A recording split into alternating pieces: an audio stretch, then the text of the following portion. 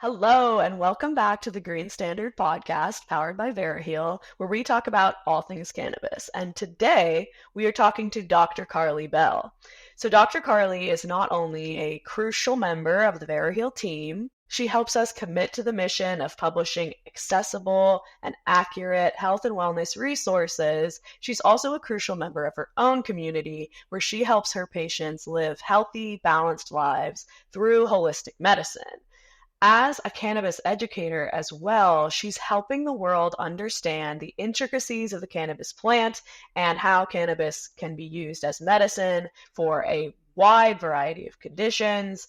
She brought so many valuable insights to this conversation, and I cannot wait for you guys to hear it. But before we get into it, if you think you could benefit from having your med card, Veriheal can help get all your questions answered and link you with a certified cannabis physician in your area who truly cares about your individual path to wellness. If that sounds like something you're interested in, visit Veriheal.com. That's Veriheal.com to get started. Let's get into it.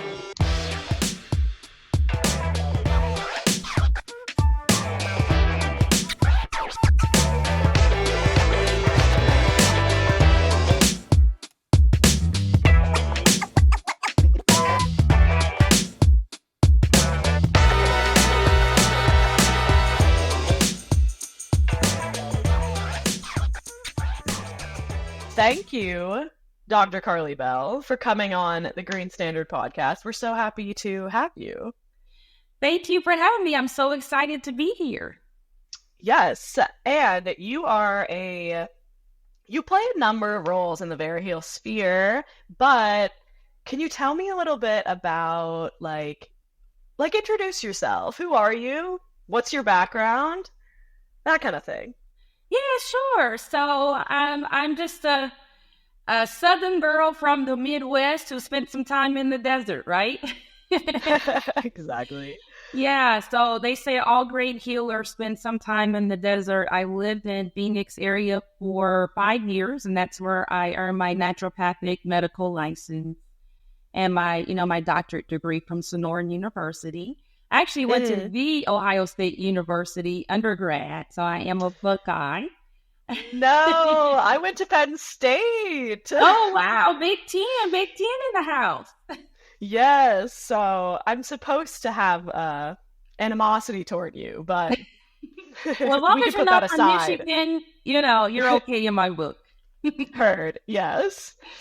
Yeah, and so definitely, just love specializing in plant-based medicine and, creating unique experiences for people, whether it's through health consultation or wellness travel or cannabis consultation. I do dabble in a number of different things in the holistic health space, everything from writing and editing.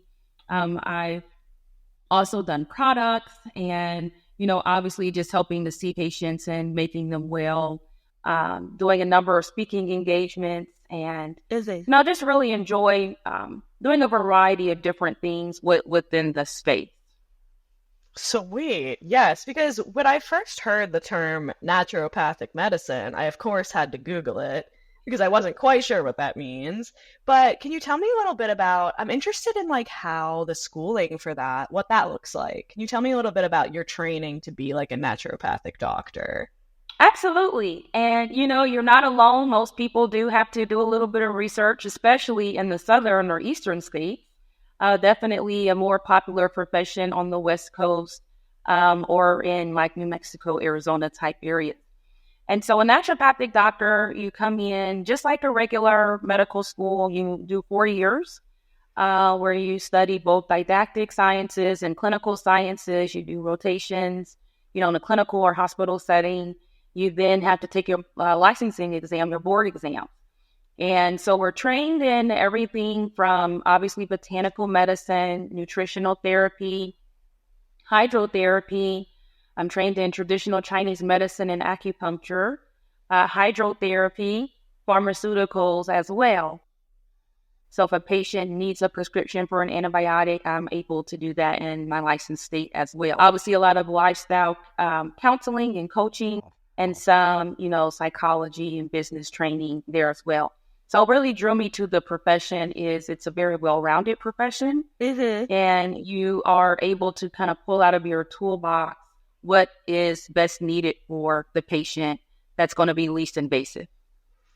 Yes, and so you kind of touched a little bit on what like kind of informed your decision to pursue naturopathic medicine rather than a more traditional path. Could you talk a little bit more about that?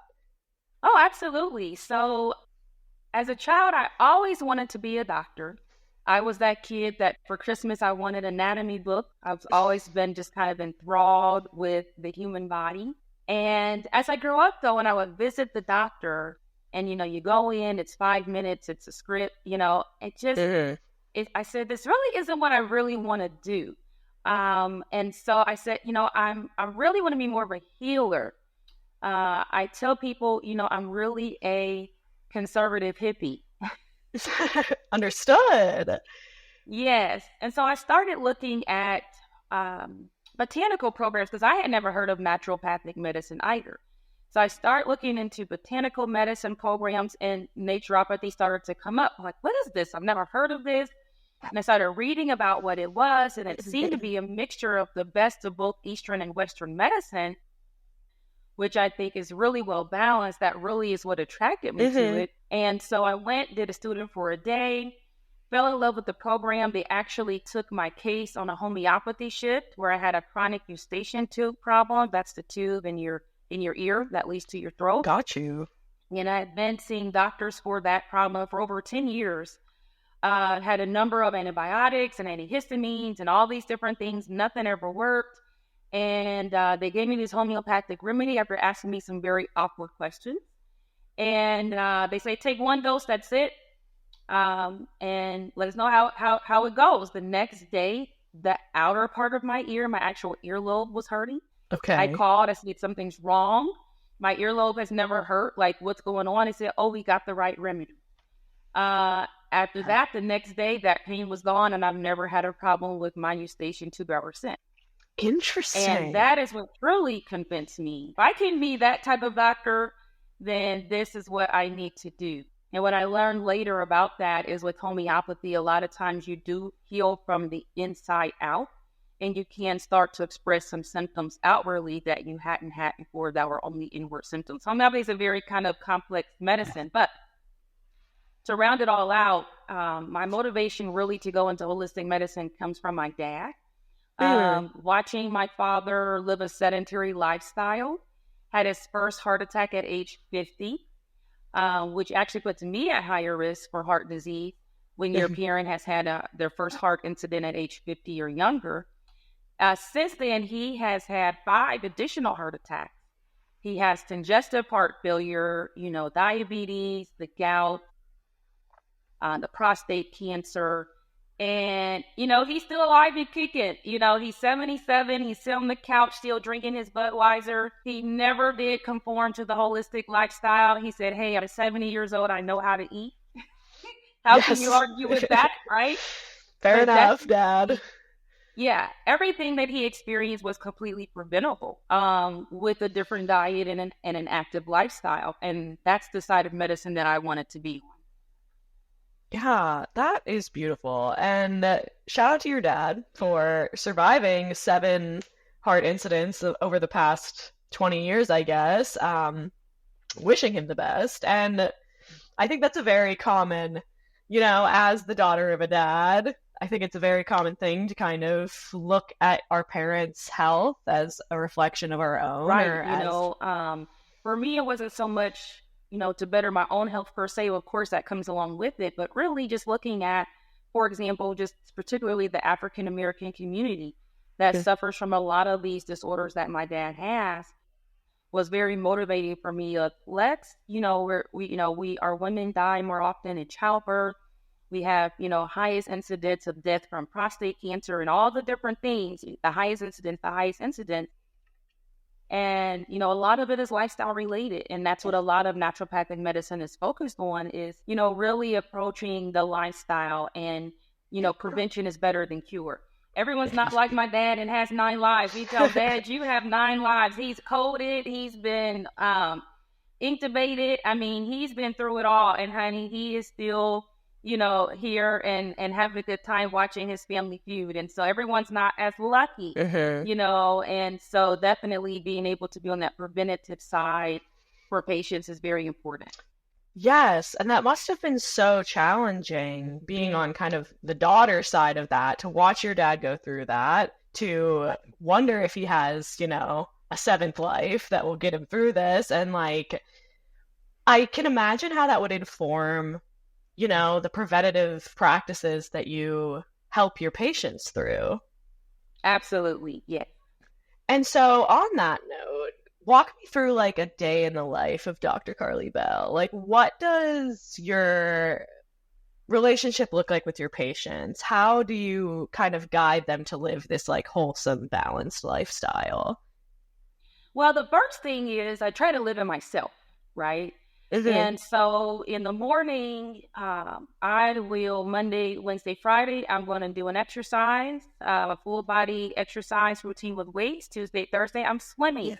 And then other days I'm walking the dog. And so, I try to do an 80% plant-based diet, 20% animal protein. I don't always succeed at that. I'm definitely not perfect. And I will eat a cupcake and a cookie, right? Right. And so all things in moderation. So the first thing to really help your patients is you have to be what you're preaching. Mm. And so that's the first thing is I try to live a healthy lifestyle. I try to ensure that my mental health is intact as well. I take care of myself in that way as well. And so that's the first thing. Now, the next thing is when you're talking to a patient, the first thing I like to analyze is their mindset. Hmm. If a person has a growth mindset versus a fixed mindset, it's the first thing that I'm really looking at, because it can be very difficult to coach a person into lifestyle change, into healthy habits, who does not have a growth mindset. If they feel it doesn't matter, no matter what I do, I'm never going to lose the weight. We have to address that mindset first because you have to understand that the action that you're going to take is going to bring about results. So once we've addressed the mindset piece, the next thing that I look at is obstacles to cure. And so an obstacle to cure is anything that might be in that patient's life that could be preventing them from reaching optimal health and wellness. Mm. And so, for example, are they smoking cigarettes? Are they in a toxic relationship? Do they work with toxic chemicals? Do they have unhealed childhood trauma? Are they, do they have a chronic illness? Some Hmm. obstacles to cure can be addressed and some cannot. And so that's the next thing is really looking big picture, looking at their support system, looking at any obstacles that may be there. We want to address those first. Sometimes I may have to refer out. I may notice, okay, this person has PTSD that's undiagnosed, right? Hmm. They need to be seen by a mental health professional because no matter what supplements I give them and the lifestyle changes, until they really get that piece where they understand what's going on with them and why they feel the way they feel, everything else is just kind of, you're putting a Band-Aid on. So we want to Hmm. address those obstacles, right? Yeah. Um, so yes. So then from there, I start looking at their diet. Okay, I start looking at diet. I start looking at the structural function of the body, looking at everything from posture, how the patient walks, what they eat, all of these types of things. And then once I can address that, so for example, I may have a patient where they drink a 2 liter of Coke a day. Okay, Hmm. that's it. We're just starting there. Okay, Hmm. it doesn't matter what else they are not doing. We're just going to start there. And so I definitely believe in taking it step by step and not overwhelming my patients because you give somebody 20 things to do. I may have a whole plan. I know it's going to take 2 years, right? But we're Hmm. going to start with the 2 liter of Coke today, right? And so today, instead of the full 2 liters, we're going to drink 1 liter. Okay. And Hmm. so, you just have to take it in baby steps. And then, lifestyle. So are they sedentary? What is their support system like? Do they move their body? Are they reading? Are they spiritually grounded? Are they married? All of these different things. Are they single? Where do they live? Do they live by a highway where there's lots of toxicity? Or are they in the suburbs and fresh air? And is there mold in their home? So there's all these different layers to it where we can address every piece kind of one by one. Wellness will naturally come to the patient. Wow. That is beautiful. Honestly, like just the balance there, the way that you consider from even the beginning, like I know that there's a lot of skepticism and maybe some like preconceived notions about people who are like struggling to lose weight, for example. And I sometimes that does, we as a society assume that most of that is physical, like lifestyle choices. But what I liked about your kind of approach here is that you are acknowledging that mindset first, that there might be traumas in their past, there might be something else going on there. And then from there, building that like truly mind, body, spirit kind of goes to show that your avenue of medicine really is that like balanced approach. Absolutely. So that's holistic medicine, looking at the whole person. A lot of patients come to you or come to me and say, I have high blood pressure. What's the natural? What can I take naturally? I don't want to be on these blood pressure pills. What can I take naturally to lower my blood pressure? I Mm-hmm. say, no, no, no, that's not holistic medicine. This is not what's the natural version, right, of a beta blocker, right? What's the natural Mm-hmm. version of a statin to lower my cholesterol? We can go there, right? But that's a very allopathic method of thinking. So a lot of time has to be spent training the mind to not think about what pill can I take? What is the fast fix? Because Right. that is not a solution. It can help, and I'm not anti, pill or pharmaceutical, and I do definitely prescribe supplements. But if you want real results and you really want to change, your life, you're not looking for the natural version of a blood pressure lowering medication. Mm-hmm. And I think that in this Western society we live in, I think that oftentimes we are pushed for that instant gratification, that quick fix. And so the baby steps aspect of what you just laid out really resonated with me because I think so often we're like, okay, this is a problem. What's the easiest, quickest, fastest solution? And it's not always that easy. It's not always like that. Absolutely. Absolutely. And so, do you find there's like, I mean, when people come to you, are they normally already on board with like the holistic, naturopathic avenue, or do you find that you get some pushback, some skepticism? So I'd say I really see, for the most part, three types of patients come to naturopathic doctors. The first patient is a wealthy patient who has a lot of expendable income, who is, I want to try this. I've heard this, I want to invest in my health, and, it doesn't really matter. And I say that because insurance oftentimes does not cover naturopathic medicine. And let's be real, if someone has a 9 to 5 and they have insurance, they want to go where that insurance is going to be covered. Mhm. And so if they don't want to spend out of pocket what it's going to cost to get these functional medicine tests, to really get down to the answer to these tests, that's really the most expensive part about it, can be very, expensive. And so that's the first type of patients, a patient that has just expendable income.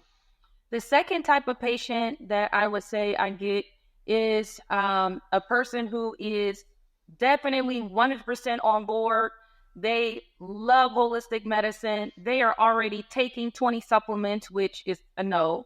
But, they're taking 20 supplements. They're exercising. They are just this epitome of I just really want you to confirm that everything that I'm already doing, I'm doing right. Right.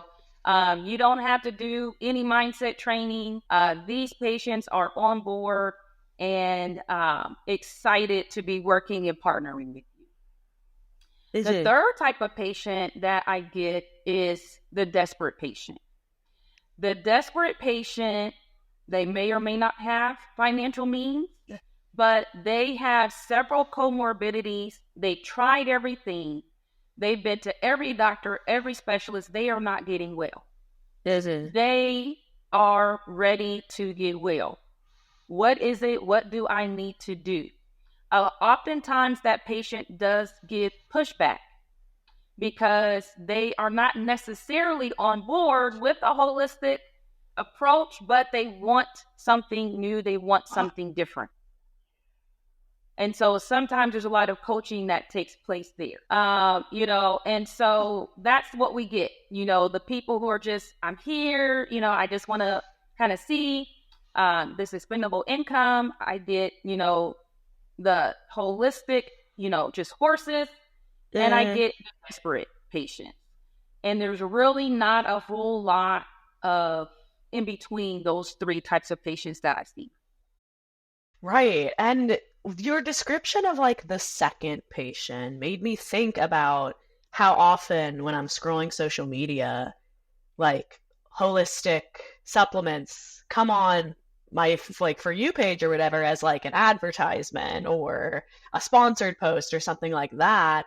And I do think there's like this trendiness that surrounds holistic medicine right now, at least in my algorithm, that can be beneficial, but can also lead to those people who are taking 20 supplements a day and thinking that it's working for them. How do you feel about that? Have you seen any change from your side of thing, having been in this path for much longer than this has been a trend?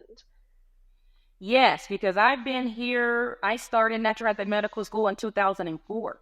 So I'm 20 years in and graduated in 2008. And it's very interesting. At my graduation, the keynote speaker, who was a naturopathic physician herself, she said, "The world is not ready for you. Do not be discouraged. It is coming, but it is not here yet." And what I feel is happening now, especially I believe after COVID, and when people are saying the people who are most susceptible to some of the worst side effects and worst outcomes are people who are vitamin D deficient, for example. Okay, just one example, or people who have diabetes or, all of these other comorbidities, right? And people start to realize, my health really is, how my standard baseline of health really can affect me when something else major may come along. I think that was kind of a wake-up point. Since COVID, I think I've really seen a change in people's perspectives, and I think people are becoming a lot more open to the idea of holistic medicine. I think, again, like you said, it can be kind of cliche, and it's kind of trendy,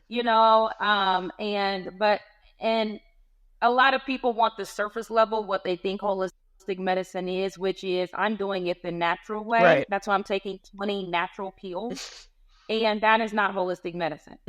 Supplements are a part of it, but think about the word supplement. It is supplemental. It's supplemental to everything else in your life that you're doing. The majority of the nutrients that you need to get and the antioxidants and the flavonoids and the phytonutrients are coming from your food. Your environment and the way that you live your life, the things that you think about, what type of thoughts are running through your mind every day, the things that you're attracting into your life, the frequency that is going through your mind. Well, a supplement is supplemental. So if you have a deficiency, right, or you have leaky gut and you're not absorbing certain things, or maybe temporarily there is something that I want to fix and I want to help you get out of inflammation. So I'm going to give you curcumin, right? So there's different reasons, but it's not just supplements. And I think that, because people believe and they have so much access, to supplements on Amazon, and people also think because it's natural, it can't hurt me. That is not true. And that's the other danger. I literally had a patient the other day. She's been taking kava for 5 years. Mm. Kava is a sedative. Mm-hmm. It's very relaxing. It actually has cannabinoids in it, which I know we'll get to later. Love. Yes. Uh, but you should not take kava more than 30 days straight. It can have very severe effects on the liver. Interesting. I told her, you have to stop taking kava today, you know? Mm-hmm. And so this is why you need the guidance of someone who's actually, in the medicine, and not someone who's just taking a correspondence course, okay, Right. online, but someone who's actually have put their hands on patients, someone who's done the minor surgery, someone who's actually watched the patient go from coming in to being healed over a course of months and years. You need to see someone that's had that experience. So, it's trending, but I am happy to see that more people are becoming aware of it and more people are becoming interested in it. I just want them to do it the right way. Yes, because, as people who work in kind of like the alternative wellness space, we've been hoping for like a shift of mindset and working towards a shift of mindset for however many decades. And so that is refreshing. But on a previous episode, we had on Baina, who is our director of practitioner partnerships. And she and I had a conversation about how you always have to be careful about where you're getting your information from. And so I'm so happy that you are on the same page because, you see those ads about the greens powder that has like all your daily nutrients packed into one scoop. And, I think it's a helpful reminder that these things should be supplemental to like a balanced lifestyle. Yes. So, we are about to enter the cannabis part of our conversation. But I think to like get us warmed up, I want to like pick your brain a little. What is your hottest take about cannabis as medicine? Mm. Or Yes, cannabis in general? absolutely. So, first, cannabis is medicine, regardless if somebody has a medical marijuana certification or not. Mhm. They are taking it for medicinal purposes, whether they know they are taking it for medicinal purposes or not.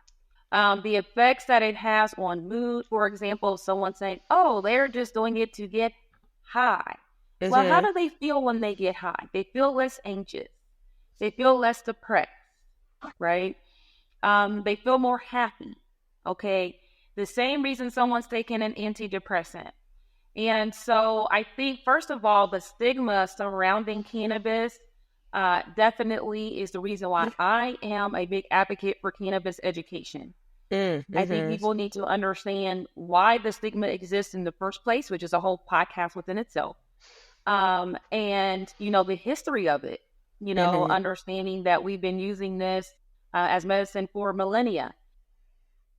As it actually being a medicine, because of the endocannabinoid system and having receptors throughout the peripheral and the central nervous system and throughout all the other body systems, the endocannabinoid system is really the master regulator in the body. Mhm. And this is why cannabis is medicine.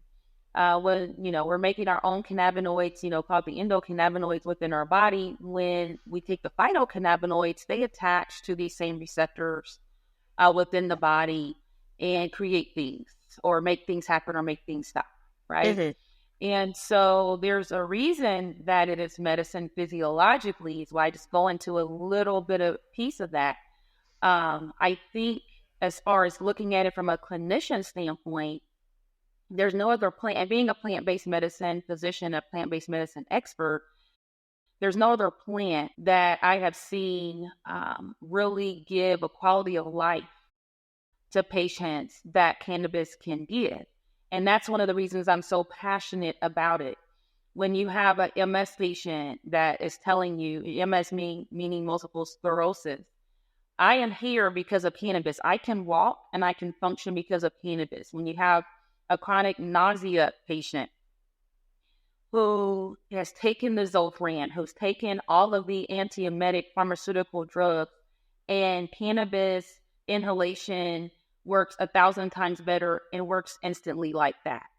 You can't tell me that it doesn't have a medicinal value. Everything from menstrual cramps to glaucoma, to all, even in regenerative medicine. There are so many things and so much research that's coming out around cannabis, Mm-hmm. helping to prevent, osteoporosis. I mean, there is, helping to mitigate organ transplant. Um, um, um, what's it called when the body rejection, organ transplant rejection. Mm-hmm. So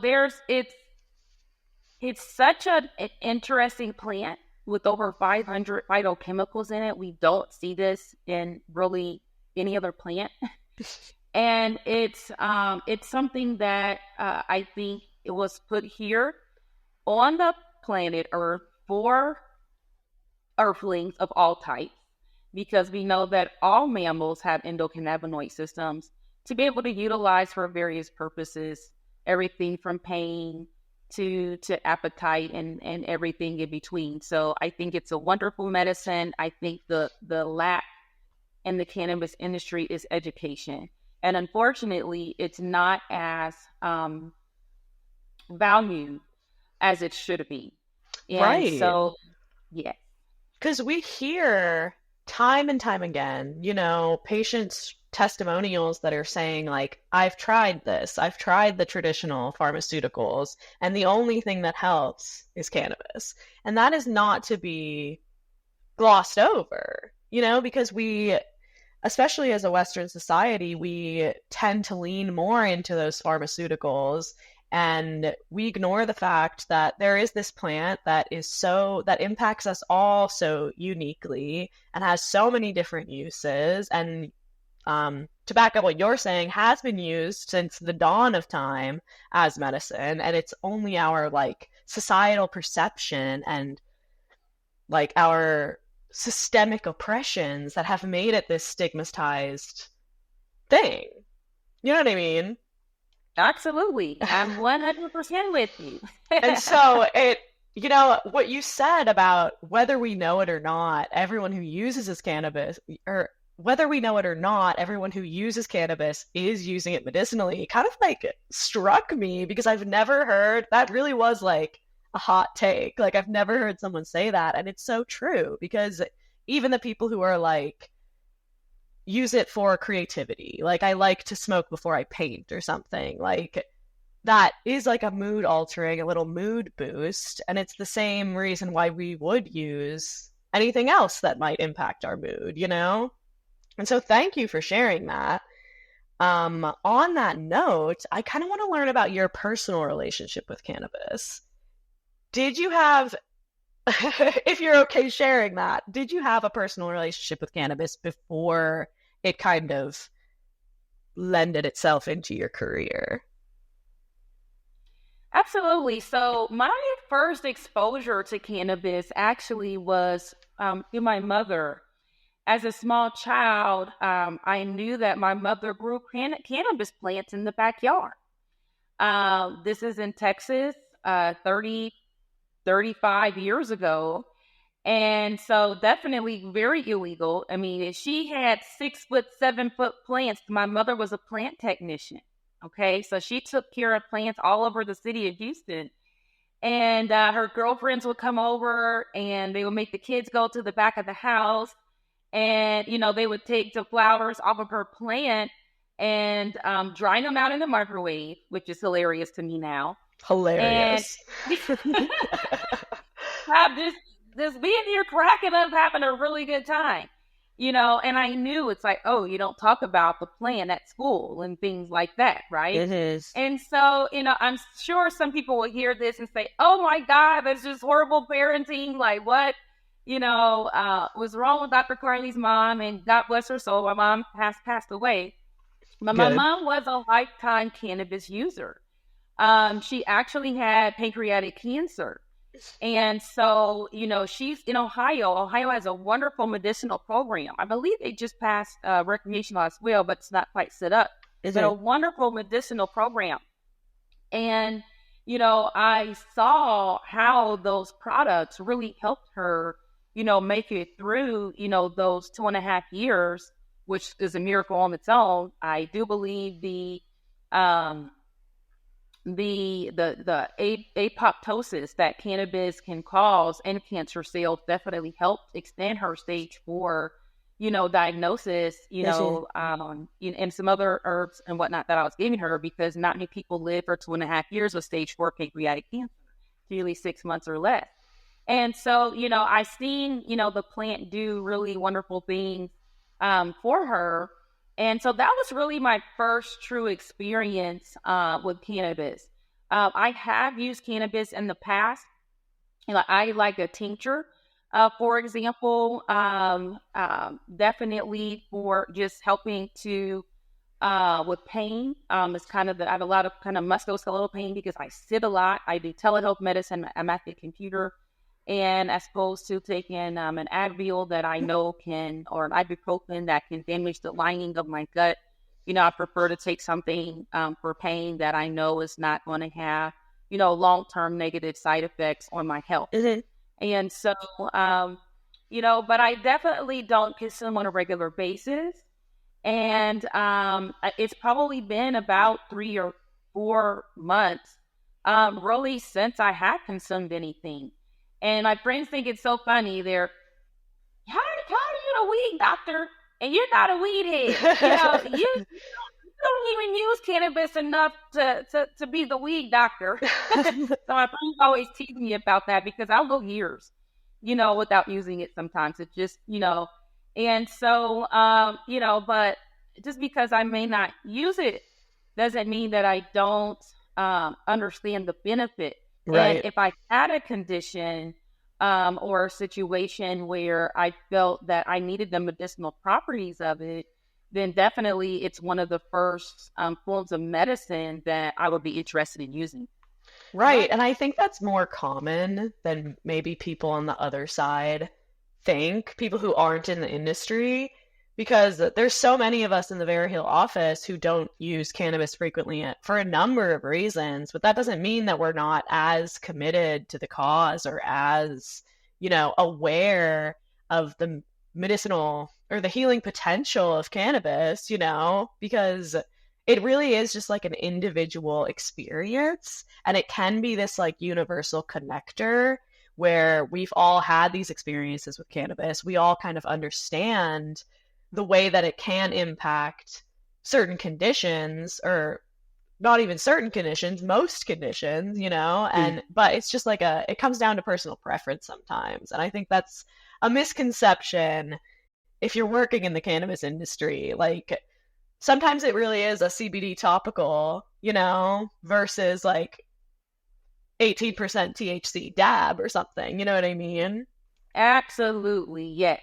Yes, absolutely. And for that muscle pain, that's exactly one of the things I love to use is a topical, because it's really just so effective, Hmm. when you use it. And so yeah, absolutely. Yes. And so I guess that leads me into my next question, which is when did cannabis kind of integrate itself into your career? Has it always been like from the start, or did you integrate cannabis in later? Actually, the way that cannabis came into my career, I never had an intention of, practicing cannabis medicine. Actually, a lady, Dr. Davidson, she owned the Houston Academy of Cannabis Science. And she reached out to me on LinkedIn. This is several years ago. I feel like it was probably 2018 or 2019. Is it? And she reached out to me and said, "Hey, I'm looking for a doctor to teach a class on the endocannabinoid system at my school." I'm like, this sounds interesting. I went, I taught the class, I started teaching subsequent classes there, and from there I started getting invited to speak at different conferences like the Texas Hemp Convention.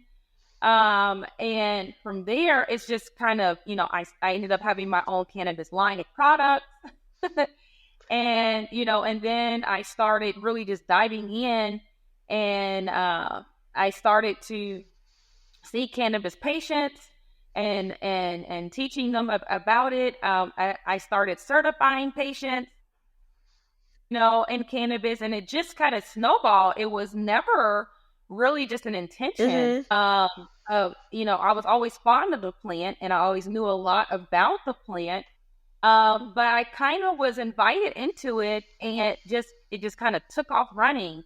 I started getting invited to write articles about it for different publications, international publications. And it's just kind of went from there. When I taught that class, it was I have a long history of adult education and teaching a variety of different healthcare subjects, and it was just the most fun I've ever had teaching a course. And my students were pharmacists and attorneys and people who really may not necessarily be touching the plant, but work with the population Mm-hmm. that may be touching the plant. And so that's really how cannabis came into my career. That is a beautiful story. And I think, again, another common thing is a lot of us in this industry don't really mean to end up in this industry. You know what I mean? It just kind of happens that way. And so, shout out to Dr. Davidson. Is that her name? Yes. Shout out to Dr. Davidson. Yes. She didn't even know she was going to change the trajectory of your life. She did not. So, you kind of did tell us a little bit about your role as a cannabis educator. What are some like common misconceptions that you find yourself like educating against? Yes, I'd say a big one would be that, the highest THC product is the best. I have a lot of patients who are like, seeking out the highest THC percentage. And for majority of patients, that is not going to be the best medicine for them. Because we know that THC has a biphasic effect. So I find myself teaching a lot around the biphasic effect of THC. How at lower levels, it can actually help with pain. It can help reduce anxiety, like a bell curve, over here. Once you get to that peak, once you get on the other side of that, then we start seeing some of the negative side effects we can see from THC, such as it can make some types of pain worse, especially post-operative pain, Mm-hmm. and if it at too high a level. And it can obviously induce anxiety, which we see a lot of people with the paranoia and things like that. And so that's one of the main things is the more THC, the better. That's one of the main misconceptions that I have to teach about. Another one is, just the stigma around it. I've had several patients who, I had a gentleman come into the office where I was doing education and, he said, I've got MS. I really want to use this. I know it's helping, but my wife is really against it and she doesn't want her husband to be a pothead. And so I don't really want to use it because I don't want conflict in the house. And I invited his wife to an education session, so that she could understand, why he needs to use the medicine, how it's neuroprotective, how it's going to be able to decrease the inflammation and really help him with his symptoms. And it's not about how he's just, trying to, get high. And then the other thing is teaching about different consumption methods. A lot of people only think about smoking. And smoking is actually probably one of the last consumption methods as a physician that I recommend just because of your inhaling carcinogen, burnt particulate, right? Even though inhaling cannabis, there's no correlation with lung cancer at all. There can be a correlation with bronchitis and chronic cough and things like that if someone does smoke a lot. And so, but there's other ways to inhale other than smoking, such as a dry flower vaporizer. Most people have never heard of that before. They don't know they can take suppositories, and all of these things. And so there's, that piece of the different consumption methods is a big piece, one as well. And then, there's, the start low and go slow. There's, the different percentages. There's, the different effects that the different consumption methods can have. If someone is cannabis naive, for example, I do not recommend edible. Most people who have a bad experience with cannabis is usually through an edible route. And, that's because how the liver converts that delta-9 THC to 11-hydroxy THC, and it crosses the blood-brain barrier so much more easily and can cause so many other effects. But 11 hydroxy THC is also better at pain relief than Delta 9.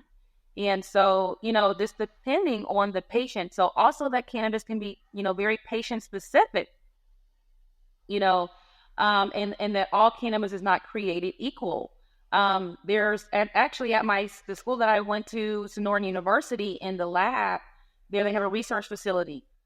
Did some research there on cannabis, and what they found out was that certain strains of cannabis actually have more of an affinity for like the immunological markers, whereas some have more of an affinity for like the markers that may the receptors that are in the brain.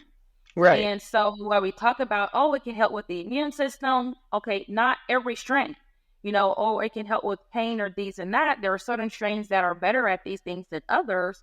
And when we can get to that level of research of knowing these particular molecules within the plant are reacting with these particular receptors within the body, now we have really specific targeted medicine that can be even more effective than just, I'm just going to have some cannabis and hope that, it really helps my lupus, right? Mm-hmm.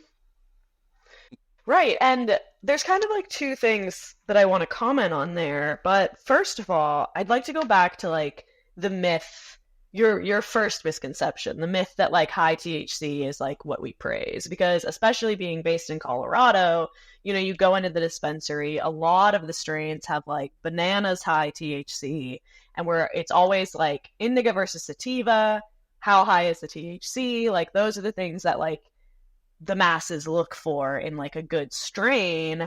But something that I've heard from a number of places is that if, you're having these side effects from too high of THC, that consuming CBD can kind of mitigate that. Is that true? Yes, absolutely. That is absolutely true. And so one of the things that if someone is having, they feel too high, right? They feel too Mm-hmm. intoxicated from the THC. Taking CBD can definitely help to bring down that high. And so that is definitely, a remedy that I will tell my patients about in the education piece. Like if you do feel that you overly consume, if you have a nice pure bottle of just the CBD oil, you take you a dropper full, a milliliter, and, see how you feel. And that can help you maybe to come down a little bit. Right. Okay. I love hearing that from like a doctor's lips because I've heard it on the street, but I'm like I've never been sure if that's like actual scientifically proven. So thank you for busting that myth, or I guess whatever the opposite of busting is. Um, but oh, kind of your last part of it about how each like not every strain does everything. I kind of want to pick your brain a little bit about the future of cannabis medicine. Like, I just saw an article today that legislators are putting pressure on the government to reschedule cannabis in a more timely fashion than maybe it's been, to reschedule cannabis quickly. Once cannabis is rescheduled, how do you see the world of cannabis medicine changing? Absolutely. Wonderful question. So it looks like they're wanting to reschedule it for Schedule 1, which, Schedule 1 means it has no medicinal value and it's highly addictive. We know both of Mm-hmm. those statements are not true. We know that coffee is actually more addictive than cannabis, scientifically proven, and studies in the New England Journal of Medicine. Now, when we put it from Schedule 1 to Schedule 3, now what happens is it allows for more research. That's going to be one of the primary things, is because when a drug is on Schedule 1, it's very hard for universities and research institutions to be able to get the product to even be able to do studies on it. And so at a Schedule 3, it just opens the market to research. And I think that is going to be the biggest change that we see in the industry, is just the amount of clinical research that is done, and really being able to get down into, these are, the parts of the plant that really are, causing that cancer cell, through cellular apoptosis and, whatever it may be. Um, these are the ones that are really helping with infertility because that's a whole other, place. So I think we'll see the research just kind of come wide open with opportunity there. I think that's the main thing. Is it? Also, I think we'll see more access, more patient access, because now that it's not federally illegal, and so I feel like a lot more practitioners will be comfortable prescribing it. A lot more, or if they keep it on the state level, a lot more states that don't quite have a program yet will be more comfortable in having, a program. And so just opening up to more patients having access Is it? plant as well.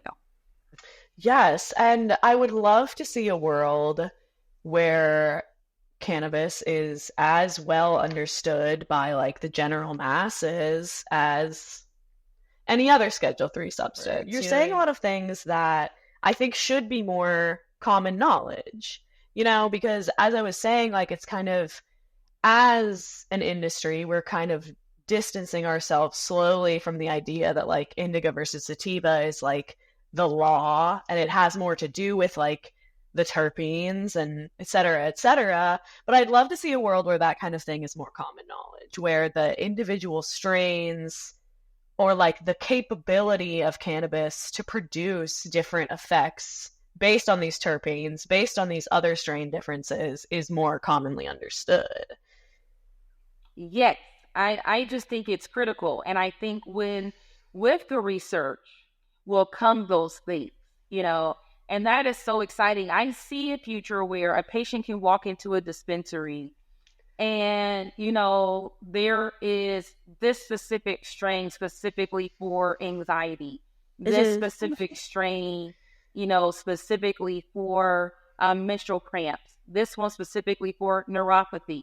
Because I think through the research, we'll be able to see and watch, what the phytochemicals are doing by putting tracers on them and watching where they go in the body and what, like when they're interacting with those receptors, we know what the mechanism of action is.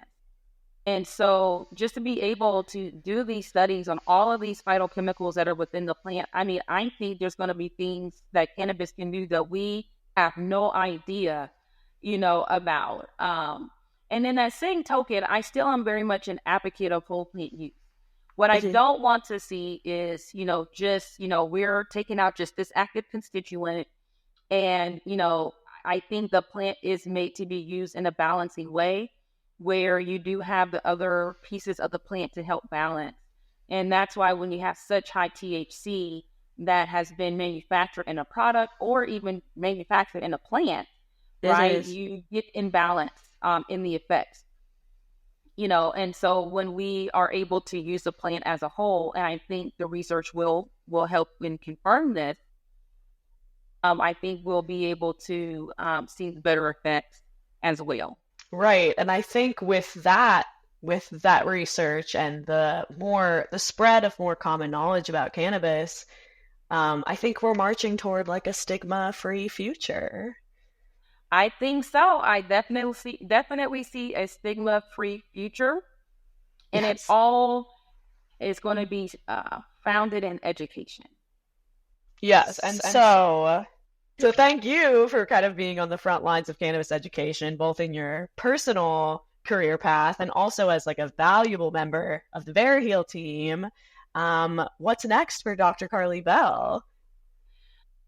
Well, what's really exciting in the cannabis space I have coming up next is I am headed to Barbados next week. They are bringing me in to speak at the Barbados Medicinal Cannabis Licensing Authority's first annual conference on medicinal cannabis. And so I'll be speaking on the topic of adult wellness and cannabis. And so I'll be speaking next Saturday. Very excited about that.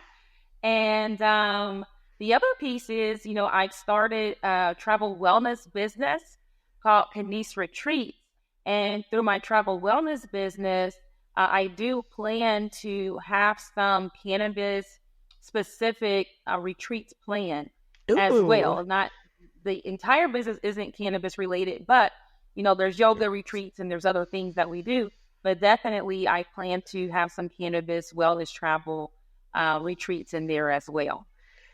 Sweet. That sounds so lovely, and I hope you get time to bask in the Barbados sun. But for those interested in your retreats, where can they find you? Yes, you can actually go to um, on Instagram. There is Canis Retreats. It's spelled Canise, and then Retreats. And so you can find me there and learn all about the upcoming retreats that we have coming up. Our first one's going to be in Costa Rica next August. Sweet. We will make sure to link that down below in the description. But thank you so much for your time. This has been such a great conversation. You've given us so many gems of wisdom that are super valuable. Like we keep pushing the cannabis education thing. It's one of the most important aspects of easier access, more dignified access to cannabis across our country and the world in general. So thank you for your time. I'm so happy you could stop by. Thank you, Kim. Thank you so much for having me. And thanks to Veriheal for the wonderful opportunity to be able to continue to share cannabis education and naturopathic holistic healthcare with the public. I really appreciate it. Thank you, guys.